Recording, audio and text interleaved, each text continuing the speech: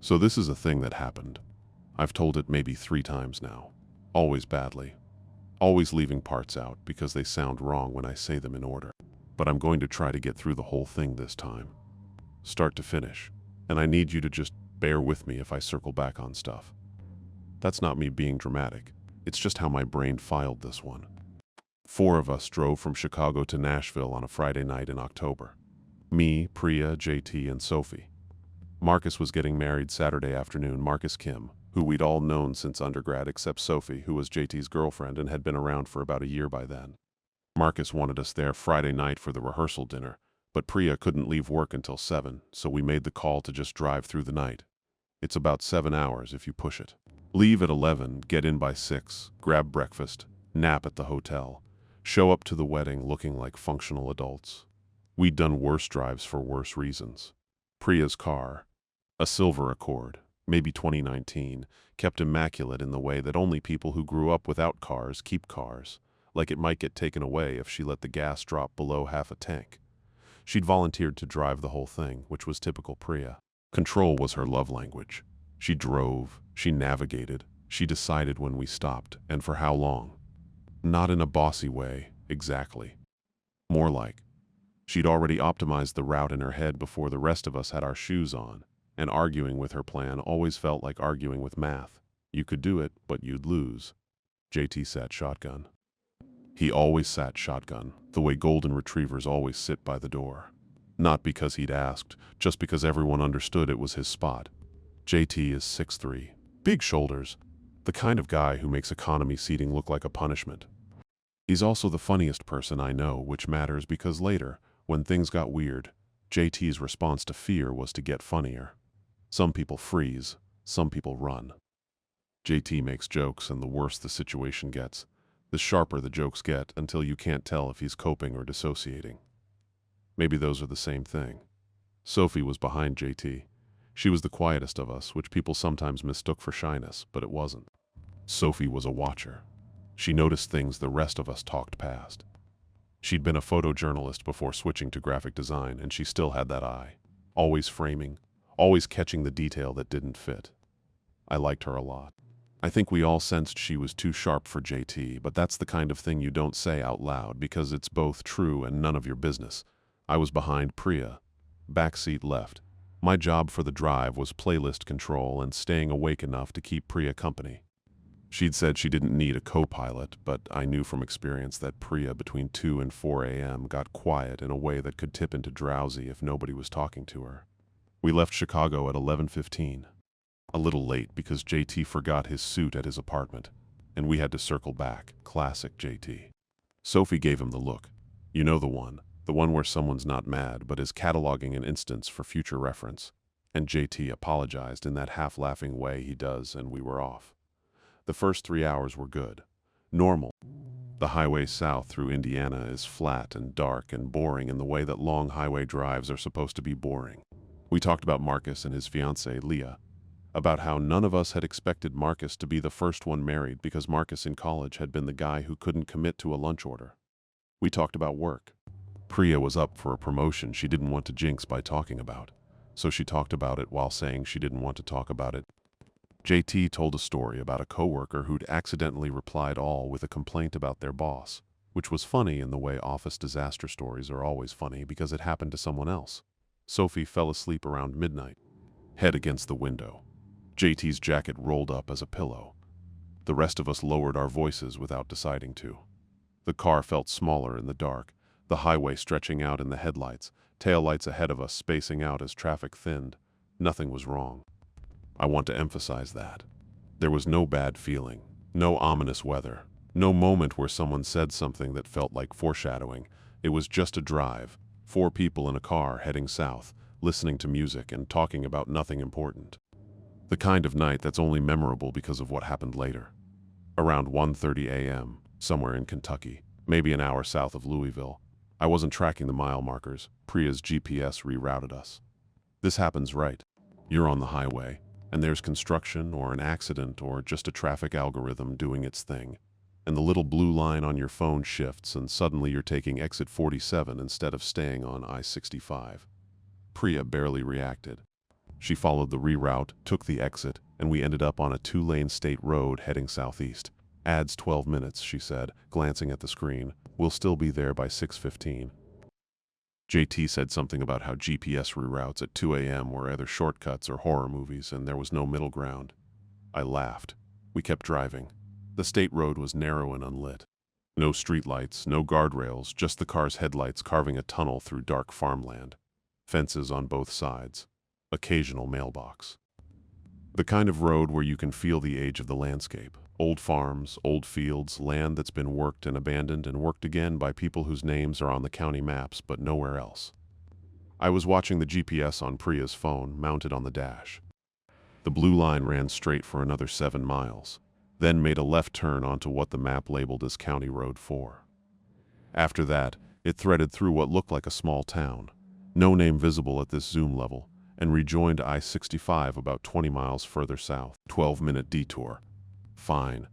County Road 4 was narrower than the state road. The asphalt was rough, patchy, the kind of surface that makes the tires hum differently. Trees closed in on both sides, not forest, just overgrown tree lines between fields, but enough to block the sky. The headlights caught fence posts, a rusted gate, a collapsed barn set back from the road with its roof caved in like a broken jaw, and then a gas station. It appeared around a curve. A small, old Sinclair station, the kind with 2 pumps and a single-bay garage and a hand-painted sign that probably hadn't been touched up since the 90s. It was open, fluorescent lights spilling out of the little convenience store onto the gravel lot. A single car parked to the side, a truck, old, dark. Priya didn't slow down.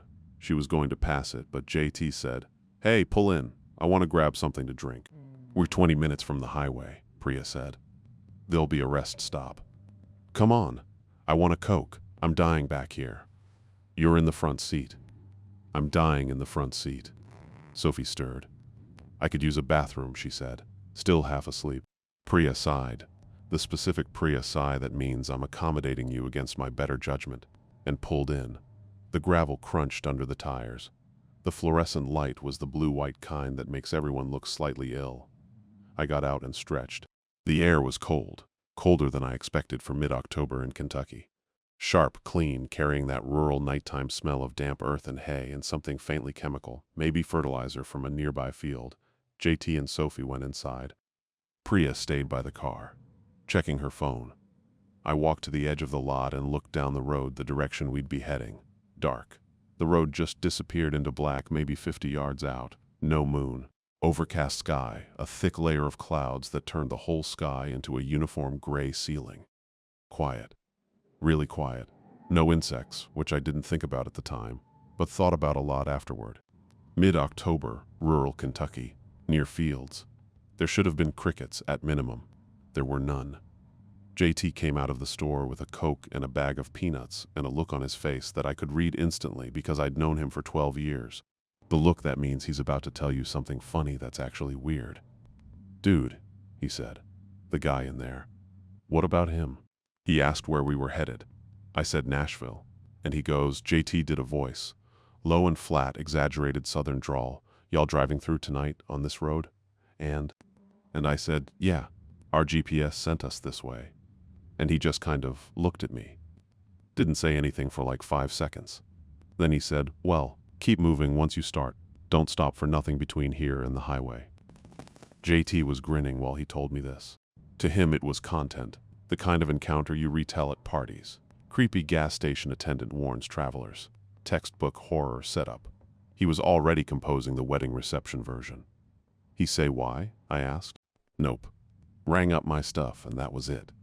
Sophie asked him about the bathroom and he was perfectly normal. Just that one line, totally deadpan, and then done. Sophie came out. Bathroom was clean, she said, which was her way of saying the place wasn't as sketchy as it looked.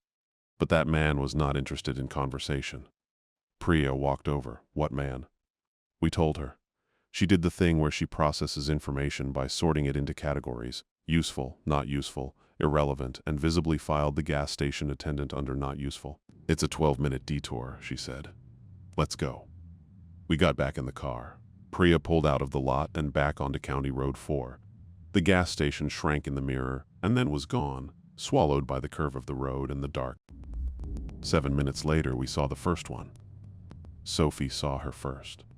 "There's someone on the road," she said. Not alarmed, just observational. The photographer's eye catching movement at the edge of the headlights. Priya's headlights found her a second later. A woman, walking on the right shoulder of the road, heading toward us, which meant heading north, back the way we'd come. She was wearing a coat, dark, and carrying a bag. A duffel bag or a large purse, slung over one shoulder. She was walking steadily, not hurrying, not looking at us. Just walking. Priya moved to the left to give her space. We passed her. I turned to look through the back window and saw her keep walking, not slowing, not turning, the red of our taillights catching her back for a moment before the dark took her. "That's weird," JT said. "It's 2 a.m. Maybe her car broke down," Priya said. "We didn't pass a car. Could be behind us before the gas station. It's like 40 degrees out. People walk in the cold, JT. He let it go." Priya was right. One person walking at night on a rural road is unusual, but not alarming. Cars break down, people make phone calls, life happens at inconvenient hours. I leaned back in my seat and looked out the window at nothing. 2 minutes later, we passed another one.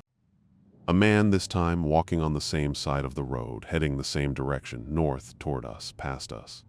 Also carrying something, a backpack, also walking steadily. Also not looking at the car. "Okay," JT said. "Don't," Priya said. "I'm just saying okay." "You're saying it in a voice. I'm saying okay in the only voice I have." Another minute. 2 more people. Walking together, close, but not touching. A man and a woman, or 2 men, hard to tell in the headlights. Both carrying bags. Both walking north. Both ignoring the car. Sophie was sitting up now. Fully awake. She had her phone out, not making a call, just holding it. The way you hold something familiar when the unfamiliar starts to accumulate. "Priya," she said. "How far to the highway?" Priya checked the GPS. 11 minutes. There's a town ahead, then the on-ramp. The next mile had 6 more people on the road. I want to be precise about this because precision is where the strangeness lives. They weren't clustered. They were spaced out, maybe 200 yards apart, sometimes less, sometimes more. All on the right shoulder, all heading north, all walking at roughly the same speed, that steady, purposeful pace that's faster than a stroll but slower than someone in a hurry. And all carrying something. Bags, suitcases, bundles. One woman had a laundry basket, the tall kind, hugged to her chest. None of them looked at us. That's the detail that started to get to me. When you drive past someone walking on a dark road, they look at you. They have to. The headlights are blinding. The engine is loud. The car is the most significant thing in their environment. It's a reflex. Head turns, eyes squint, maybe a hand comes up to shield against the light. These people didn't do that. Our headlights washed over them, and they kept their eyes forward and their feet moving like we were scenery. Like we weren't there at all. "Should we stop?" JT said. He wasn't joking anymore. His voice had shifted, still casual but with an undertone. Like someone testing the weight of a question before committing to it. "No," Priya said. "Maybe someone needs help. 12 people don't need help in the same way on the same road at the same time. So what? We just drive past. We drive to the highway, 11 minutes. Priya, JT. Look at them. They're not in distress. They're walking. They're carrying things. They made a decision to be here. I don't know what that decision is, and I don't need to know." She was right. In the strictest sense, she was right. Nobody was flagging us down. Nobody was hurt. Nobody was asking for help. They were just walking. But there were more of them now. The road crested a low rise, and on the other side, in the long reach of the headlights, I could see them dotting the shoulder as far as the light carried. Every couple 100 yards, another figure. Another silhouette with a bag or a bundle moving north. Some of them were on the left shoulder now, too, walking on our side of the road, and Priya had to ease right to avoid them. "Count," Sophie said quietly. She wasn't talking to anyone in particular. She was just, her brain was doing what her brain did. Framing, cataloging, trying to make the image make sense. I counted. In the next mile, and I watched the odometer to be sure, we passed 23 people. 23 people walking along a 2-lane county road in rural Kentucky at 2:15 in the morning. JT turned in his seat to look back through the rear window. "They're not stopping," he said. They're not even slowing down. It's like a migration or something. Don't say that, Priya said. Like what would you call it? I wouldn't call it anything. I'd drive. You are driving, then let me drive. The car was tense in a way it hadn't been before. Not the kind of tension that comes from an argument.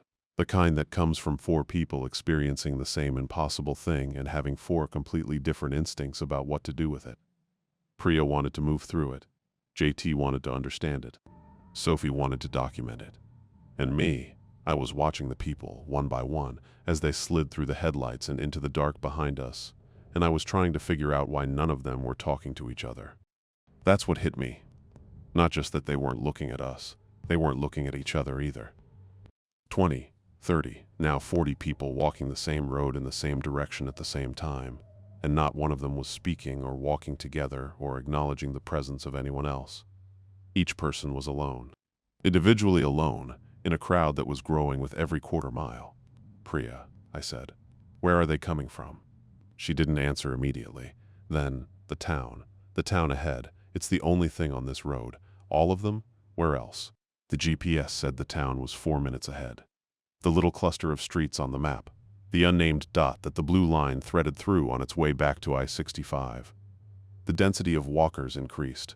Not gradually in a jump. We came around a long curve and suddenly there were people everywhere. Both sides of the road. The shoulders, the edge of the pavement, some of them walking in the road itself. Priya slowed to maybe 15 miles an hour, threading between them. The headlights swept across face after face. Men, women, old, young, a teenager with a skateboard under one arm, an elderly woman pulling a wheeled suitcase that bumped over the rough asphalt, some in pajamas, some in regular clothes. One man in a bathrobe and work boots, carrying a cat in a carrier. Nobody running, nobody panicking, nobody crying or shouting or doing any of the things that people do when they're fleeing something. They were just leaving, calmly, steadily, completely. The entire population of whatever was ahead of us was walking away from it, and they were doing it with the quiet determination of people who had made a decision that didn't require discussion. Sophie raised her phone and took a picture through the window. The flash went off. Automatic. She hadn't meant it. And for a split second, the road was white light and frozen faces, and then dark again. Not one person reacted to the flash. Turn around, JT said. His voice was different now. The jokes were gone. Priya, turn the car around. The highway is 6 minutes ahead. Through the town. I don't want to go through the town.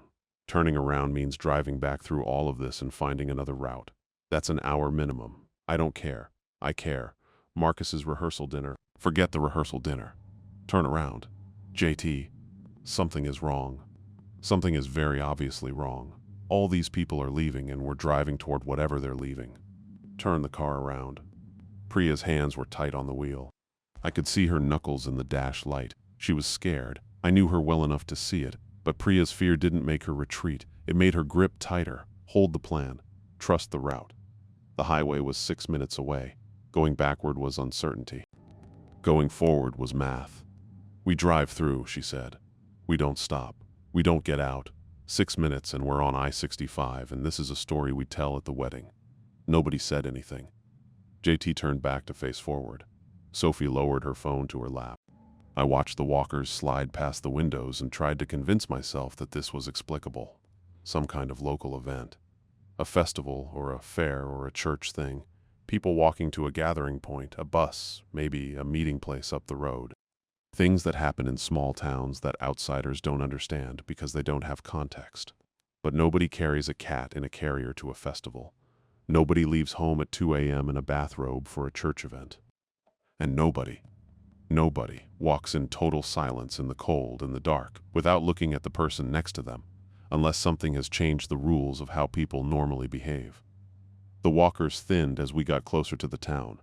Not because there were fewer people, because we were approaching the source, the last stragglers, the ones who'd left most recently. I noticed that these people, the closest to the town, were moving a little faster. Not running, just brisker. Like people who'd waited too long and knew it, and then the road opened up and we were in the town. I don't know what I expected. I think I expected damage. Fire, flood, something visible and obvious, the kind of disaster that makes hundreds of people leave their homes at 2 a.m. An explanation I could point at and say, That's why. There was nothing. The town was small. A main street with a hardware store, a diner, a post office, a bank. A church set back from the road with a lit sign out front, the kind with the movable letters, currently reading Sunday service 10 a.m., all welcome. Side streets branching off into residential blocks. Houses with porches, a school visible down one road, flat-roofed and dark, a water tower against the sky, the town's name on it, but I couldn't read it from the angle we were at, and honestly, I wasn't trying. Everything was lit. That's what was wrong, or rather, that's what made the wrongness visible. The streetlights were on. Porch lights were on. The diner's interior lights were on, and through the windows I could see the counter and the stools and a coffee pot that might still have been warming. The hardware store had a lamp on in the back, visible through the front display. Houses had windows glowing yellow. Living room lights, kitchen lights, a TV flickering blue-white in an upstairs bedroom. Every light was on, and there was nobody. Not nobody on the street. Nobody at all. The town was empty, the way a stage set is empty after the actors leave. Everything in place, the lights, the signs, the parked cars, a bicycle leaning against a porch railing, but no people to give it meaning. We drove down the main street at 10 miles an hour, and I looked into every window and doorway, and parked car and saw nothing alive. Not even a dog, not even a bird on a wire. Doors were open, that's the part that got to me more than anything else. Not all of them, but a lot of them. Front doors standing wide, screen doors propped open, like people had walked out of their houses and hadn't bothered to close up behind them. Not in a rush, the doors weren't flung open, weren't damaged, just open. The way you leave a door when you're coming right back. Except they weren't coming back. They were on the road behind us, walking north, carrying what they could carry, not looking back. "Don't stop," Priya said. I think she was talking to herself as much as to us. The car crept down the main street and nobody breathed normally, and the town sat around us, lit up and empty like a house that forgot to go to sleep. JT was pressed back in his seat. All the bigness of him compressed into the smallest shape he could manage, like he was trying to take up less space. Sophie had her phone up again, recording this time. Video, the camera pointed out the window. Steady. Even now, in the middle of whatever this was, her instinct was to document. I was grateful for that later. We passed the church. The front doors were open too. Inside, I could see pews. Hymnals in the rack on the back of each pew. The altar at the front, a simple wooden cross on the wall behind it. Candles burning. Real candles, lit, flames barely moving in the still air. "Who lit the candles?" Sophie said. Nobody answered, because the answer was that someone had been here recently enough to light candles and leave them burning. And that meant whatever caused the town to empty had happened tonight. Not last week, not yesterday. Tonight, maybe an hour ago, maybe less. Priya turned left, following the GPS. The blue line led us down a residential street, neat little houses, most of them single-story, yards with fences, a kid's tricycle on a sidewalk, a sprinkler still running in someone's yard, the quiet check of it turning back and forth, watering grass that nobody was going to see until morning. And that sound, that stupid little sprinkler sound, is what broke something loose in my chest, because sprinklers are on timers. People set them and forget them. That sprinkler was doing its job because nobody had told it to stop.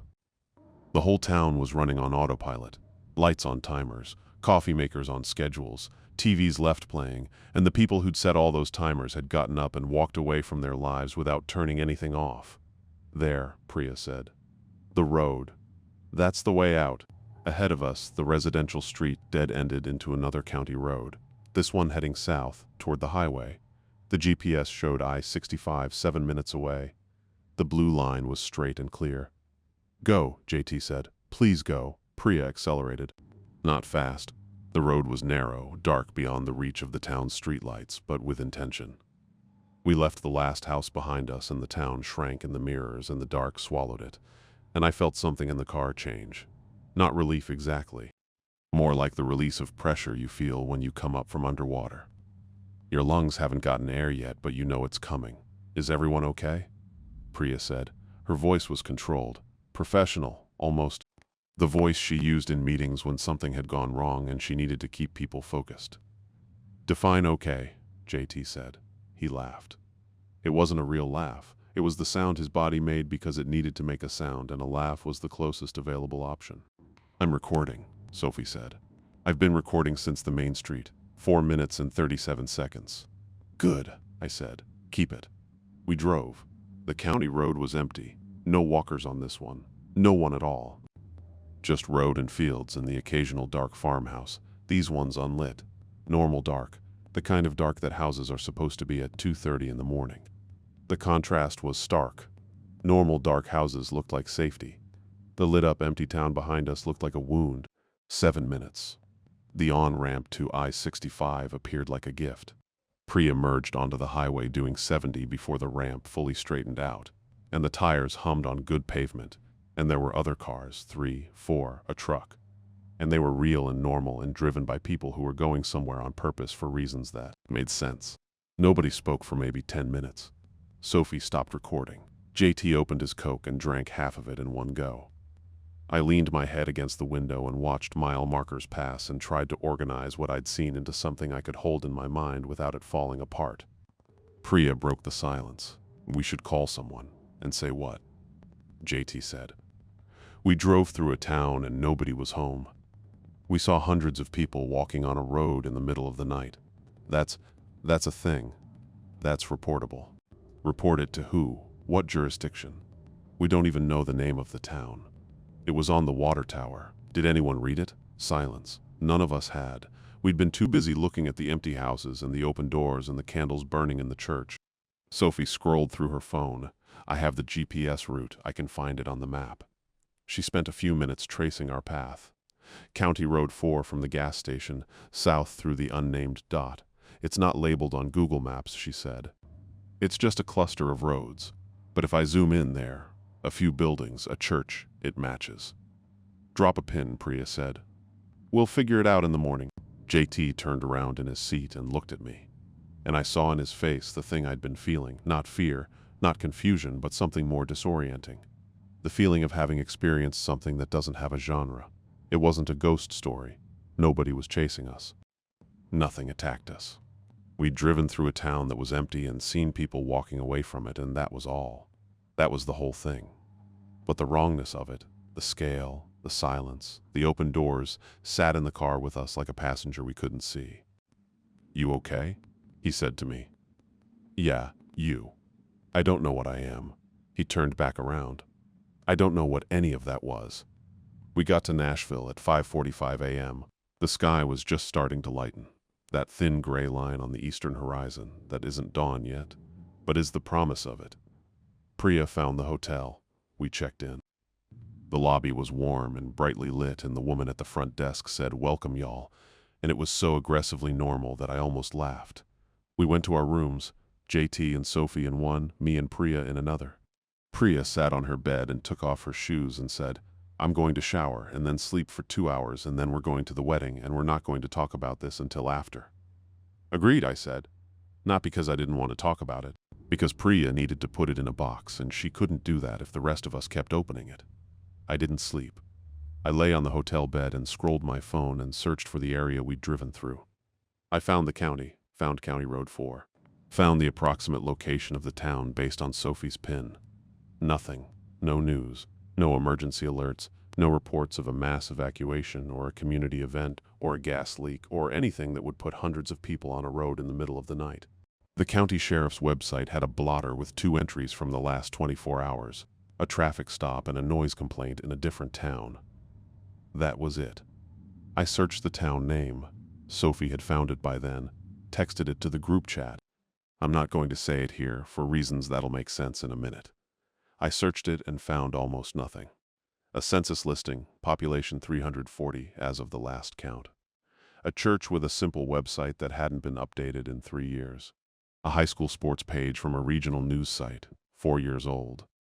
The town existed the way a lot of small towns exist, barely officially in databases and on maps, but not in any space that the wider world pays attention to. Population 340. That tracked with what we'd seen. If every person in a town of 340 walked out at the same time, spaced along a mile of road.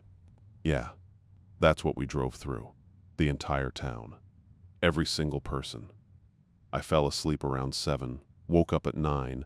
Priya was already dressed, doing her makeup in the bathroom mirror. She looked at me through the reflection and said, "Wedding." The wedding was beautiful. I mean that. Marcus and Leah at a little venue outside Nashville, October light coming through the windows. Everything gold and warm. Marcus cried during the vows. Leah's sister gave a toast that made everyone laugh. The food was good. The band was bad in the charming way that wedding bands are supposed to be bad. I danced with Priya, and we didn't talk about the drive. I danced with Sophie, and we didn't talk about the drive. JT gave a best man speech that was funny and kind and exactly right. And he didn't talk about the drive. We were good at it, the not talking. We'd all decided independently that this day belonged to Marcus and Leah, and whatever had happened on County Road 4 could wait. And it could. That's the thing about the inexplicable. It doesn't expire. It's not going anywhere. You can put it down and pick it back up, and it'll be exactly as heavy as it was before. At the reception, around 10 at night, I stepped outside for air. The venue had a little patio with string lights and a view of a parking lot, which sounds unromantic, but the string lights did their job. I stood there and breathed clean air and looked at the sky. Clear, this time. Stars visible, the moon up and bright.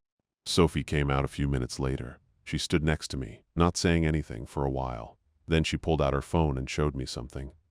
I went back through the video, she said. From the town, I was scrubbing through it frame by frame this afternoon while JT was napping. She showed me a still frame, the church, the open doors, the candlelit interior. And in the frame, just at the edge, almost out of shot, visible through the church's side window, a bulletin board on the interior wall.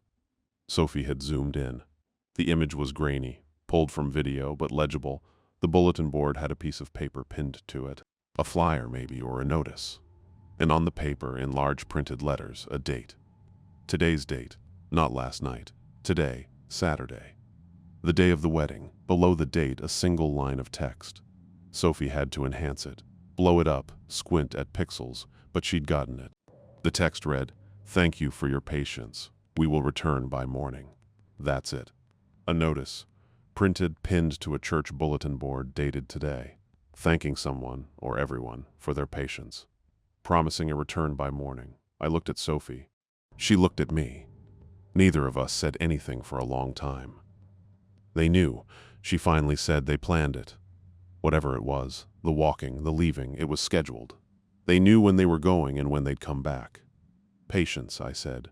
Whose patience? Sophie shrugged. The photographer's shrug. I've shown you the image. The interpretation is your problem. We went back inside. We danced. We ate cake. We didn't tell JT or Priya about the bulletin board. That wasn't a planned decision. Sophie and I just didn't bring it up. Some information wants to be shared, and some information wants to sit in you for a while until you understand what shape it is. We drove back to Chicago on Sunday. Daytime. Highway the whole way. No detours. The drive was normal. We talked about the wedding, about Marcus and Leah, about JT's speech. Priya drove. Sophie slept. The sun was out. Everything was fine. Fine. A week later, I checked the town again. Online. Sophie's PIN, the census listing, the church website, everything was the same. Population 340. No news.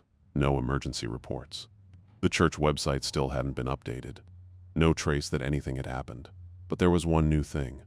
A Google Maps review for the diner on the main street. 1 star. No text. No description. Just a rating. Posted 2 days after we drove through. The reviewer's name was a string of numbers. No real account, probably generated. And their profile had one other review. 5 stars for a gas station on County Road 4, the Sinclair station where we'd stopped. 1 star for the diner. 5 stars for the gas station. No text, no explanation, just ratings. From someone who'd been in both places, I showed it to Sophie. She said, the attendant told JT not to stop. He knew he was warning people. Warning people about what? About being there when they leave? Why? What happens if you're there? Sophie didn't answer. She didn't have to, because the answer was that we had been there, and nothing had happened to us, and that should have been reassuring, but it wasn't. Because the bulletin board said, we will return by morning, which meant the town came back. The people walked north, waited for whatever they were waiting for, and then walked south again. Back to their houses, back to their lights and sprinklers and candles. back to their lives. And whatever happened in the town while they were gone, whatever required 340 people to leave simultaneously, calmly, in the middle of the night, happened in the town alone, in the empty streets, behind the open doors, the spaces that for a few hours had no one in them. We'd driven through during those hours. We'd driven through the empty town, between the open doors, past the candles and the sprinkler and the tricycle on the sidewalk. And the gas station attendant, the man who knew the schedule, who knew when the town emptied and when it filled back up, had told us not to stop. What would have happened if we'd stopped? If JT had gotten out and walked up to one of those open doors and looked inside? If we'd turned off the engine and sat in the main street and waited? I don't know. I don't want to know. And that's not the kind of not wanting that keeps me up at night. It's the practical kind. The kind that says, some towns have traditions that aren't for you, and the kindest thing you can do is pass through and keep driving. We don't talk about it much. The four of us, it comes up sometimes, usually late at night, usually when someone's had a drink. JT refers to it as the Kentucky thing. Priya doesn't refer to it at all. Sophie and I have talked about it maybe 3 times since the wedding, and each time we circle the same questions without landing on answers. The one thing it did, and this is the part I haven't said out loud before, is it changed something between JT and Priya. Not dramatically. Not in a way anyone outside the group would notice. But the argument in the car, turn around versus drive through, that wasn't just about navigation. It was about who those two people are when things go wrong. JT wants to understand. Priya wants to move. And in the car that night, moving won, because Priya was driving and JT wasn't. And that asymmetry, who had the wheel, who had the power to decide, settled into the space between them in a way that hasn't fully unsettled. JT's never said it directly, but a few weeks ago we were at a bar, just the two of us, and he said, "You ever think about what we would have found out if we'd stopped?" "Yeah," I said, "sometimes." Priya didn't even consider it. I'm not saying she was wrong. She got us through. But she didn't even consider it. She was scared. We were all scared. I was scared and I still wanted to know. He's right. He was scared and he wanted to know. Priya was scared and she wanted to leave. And me, I was scared and I watched. That's my version. I watched the walkers pass the car and I watched the empty town slide by the windows, and I didn't push to stop or push to leave. I just watched. Sophie's video is still on her phone. She hasn't posted it anywhere. She showed it to me again last month. 4 minutes and 37 seconds of an empty town at 2 a.m. Shot through a car window, streetlights and open doors and the flickering of a TV in someone's living room. If you watch it without context, it looks like any small town at night. Quiet, still. Maybe a little eerie, the way empty places always are. But if you know what you're looking at, if you know that every person who lived there was a mile up the road walking in silence, carrying what they could carry, then the video is something else. It's evidence of a gap, seam in the ordinary world where, for a few hours, the ordinary steps out and something else steps in. Not something you can see. Not something that left marks or made sounds or chased a car down a dark road. Just an absence. A scheduled, organized, agreed-upon absence. And whatever fills that absence when the people are gone, the town is still there. I've checked. Google Street View shows the main street, the diner, the church, cars parked along the road, an American flag on the post office. Normal. Real. The most recent Street View images are from 18 months ago. Daytime, sun out, a few people visible on the sidewalk. Population 340. All present. All accounted for. But I think about the bulletin board. Thank you for your patience. We will return by morning. And I think about the word patience. Who's being thanked? And for what? And I think about 340 people walking in silence at 2 a.m. Not looking at each other. Not talking. Not running. Just leaving. Together but alone. Calm but absolute. Every single one of them. I think about the woman with the laundry basket and the man in the bathrobe with the cat. I think about the candles in the church burning for nobody.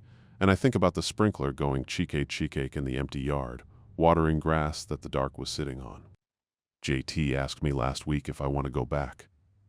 Drive down some weekend, find County Road 4, find the town, see it in the daytime, talk to the people, see who they are when they're home, when they're not walking. I said no, not because I'm scared. Not because I'm haunted or marked or carrying something from that night that won't let go. I said no because I think we were lucky. We drove through during the gap, and the gap didn't close on us, and the attendant at the gas station did us a kindness by telling us not to stop. I don't want to test that kindness twice. Some places have arrangements with the things around them. I know that now. Not ancient pacts, not supernatural contracts, just arrangements, practical ones. The kind a town makes when it's been in the same place for long enough to learn what the place requires. And the best thing an outsider can do is keep driving. Priya was right about that. She was right, and she was driving, and we got through. But JT was right too. We'll never know what we missed. And some part of me, the same part that counted the walkers, that noticed the open doors, that watched the candle flames hold still in the airless church, that part wonders. Not obsessively, not painfully. Just the way you wonder about a room you walked past but didn't enter. A door that was open and you kept going. Sophie texted me last night. No context, no preamble, just a screenshot. Another Google Maps review for the diner, posted yesterday. 1 star, no text. Different account, same string of numbers name. She added one line, looks like it happened again. I looked at the review, looked at the date, looked at the map, the little dot on County Road 4, the town with 340 people who sometimes aren't there. Then I put my phone down, turned off the light, went to sleep. Some things happen on a schedule. You don't need to be there for everyone.